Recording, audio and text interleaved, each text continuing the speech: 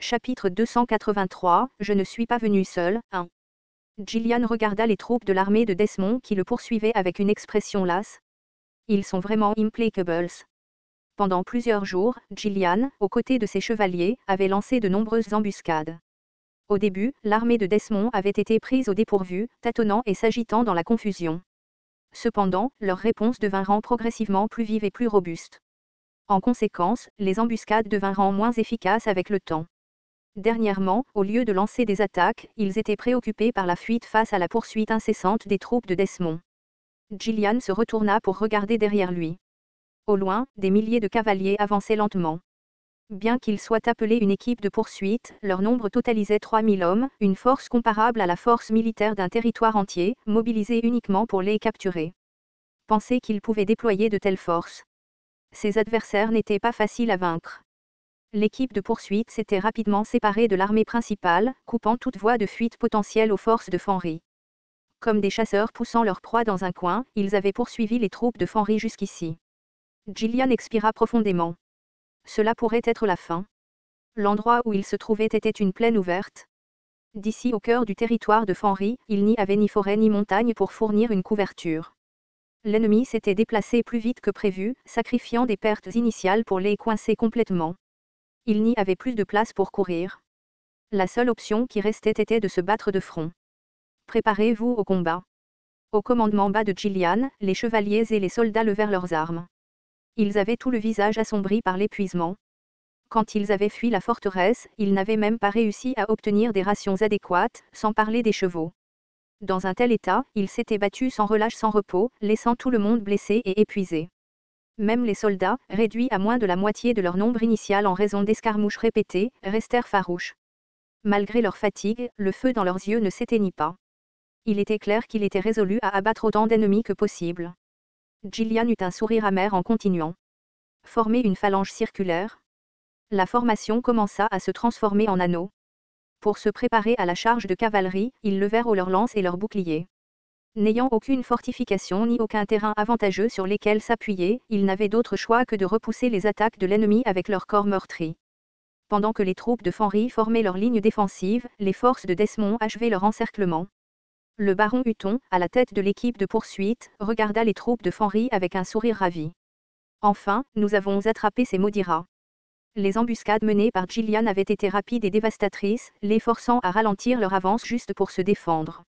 Mais les forces de Desmond n'avaient pas été entièrement à la merci des tactiques de Gillian. Bien que cela leur ait coûté cher, ils avaient finalement manœuvré les troupes de Fenry dans la situation qu'ils désiraient. Il ne leur restait plus qu'à libérer la fureur qui l'avait retenue. Le baron Hutton dégaina son épée et déclara « Achevez-les ». Les forces de Desmond commencèrent à resserrer leur encerclement, se rapprochant progressivement des troupes de Fenry. Gillian s'avança, protégeant son front avec son bouclier, et cria « Ils arrivent ».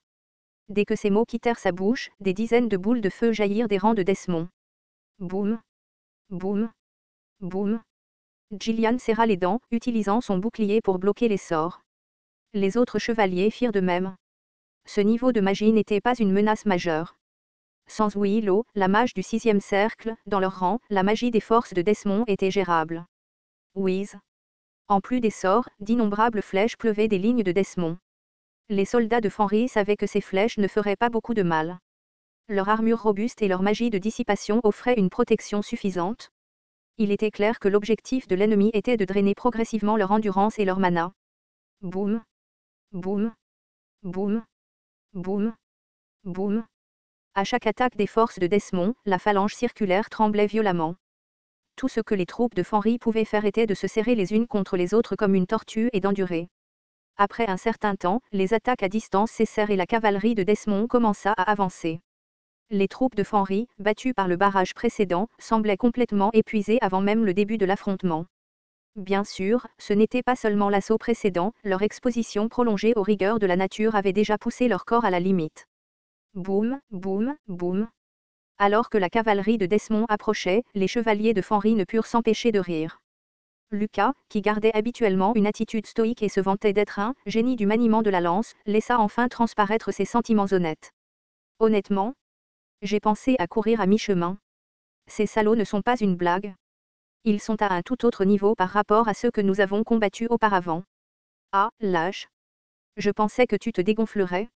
Eh bien, maintenant que nous en sommes là, emmenons avec nous autant d'entre eux que possible. Le Seigneur nous vengera.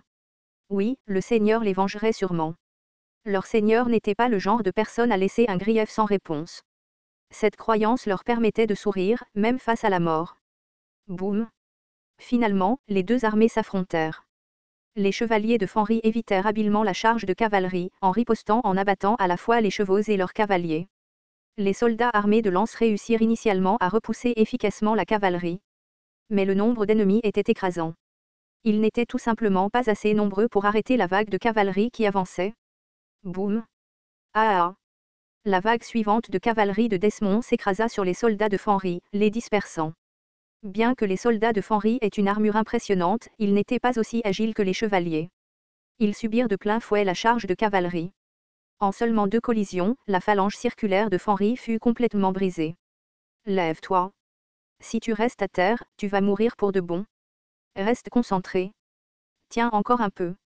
Les chevaliers Fenris combattirent vaillamment, réduisant en miettes la cavalerie environnante, mais le champ de bataille avait déjà sombré dans le chaos, et leur désavantage devint de plus en plus apparent. Contrairement aux sentiers étroits de la forteresse qu'il avait autrefois défendue, les ennemis affluaient maintenant de toutes les directions. Les chevaliers Fenris commencèrent à épuiser leur dernière réserve de force. Ouir. Ce serait leur bataille finale. S'ils devaient mourir de toute façon, ils devaient emmener avec eux autant d'ennemis que possible. Boum. Les chevaliers Fenris se battirent comme des berserkers. Le mot déchaînement semblait inadéquat pour décrire leur férocité. Boum. Boum. Boum. Personne ne se retint. Chaque guerrier dégageait une intention meurtrière implacable, déterminé à tuer ne serait-ce qu'un ennemi de plus. Gillian ne faisait pas exception.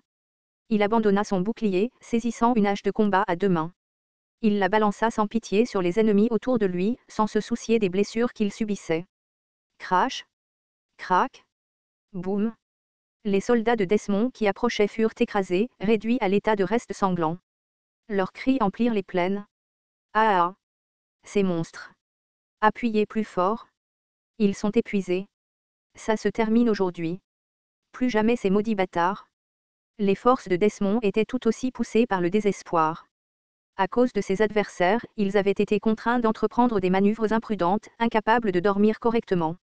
Ils avaient perdu d'innombrables camarades et enduré des jours de terreur. Maintenant que la chance de mettre fin à ce cauchemar était à portée de main, il n'y avait plus de place pour la peur. Sinon, ils ne seraient pas considérés comme des soldats d'élite. Boum. Boum. Boum. Ah ah. Ouah. Des cris de guerre et des cris de guerre résonnèrent alors que le champ de bataille sombrait dans la folie. Les attaquants comme les défenseurs étaient consumés par la frénésie de la bataille, concentrés uniquement sur l'élimination des ennemis devant eux. Mais un tel état ne pouvait pas durer indéfiniment. Au fil du temps, l'élan de l'armée de Desmond s'est renforcé, tandis que les forces de Fenris s'affaiblissaient encore. Catch.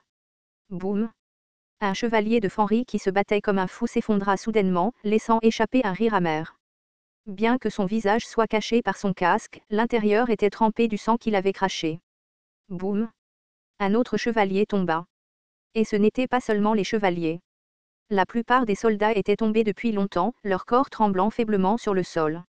Leur armure robuste leur avait sauvé la vie pour l'instant, mais l'impact accumulé et l'épuisement les rendaient incapables de se relever. Lève-toi. Lève-toi et tu en plus. Gillian seul continuait à crier en massacrant les ennemis qui approchaient. Son déchaînement sauvage rendait difficile l'approche des soldats de Desmond. Mais même eux remarquèrent rapidement que quelque chose n'allait pas dans l'état des troupes de Fenris. Ces bâtards. Sont-ils enfin à court d'énergie? Non, il y a vraiment quelque chose qui cloche dans leur état. Y a-t-il un autre problème? Boum. Boum. Boum. Alors que les soldats de Desmond hésitaient et se retiraient légèrement, les chevaliers de Fenris, qui s'étaient retenus par pure volonté, commencèrent à s'effondrer un par un. Ils tombaient d'eux-mêmes maintenant, rendant toute attaque supplémentaire inutile. Les forces de Desmond stoppèrent leur assaut et maintinrent simplement l'encerclement. Finalement, la plupart des chevaliers Fenris s'effondrèrent ou s'enfoncèrent au sol, leurs casques dégoulinant de sang. Voyant cela, Gillian laissa également pendre ses bras, comme si sa force s'était épuisée.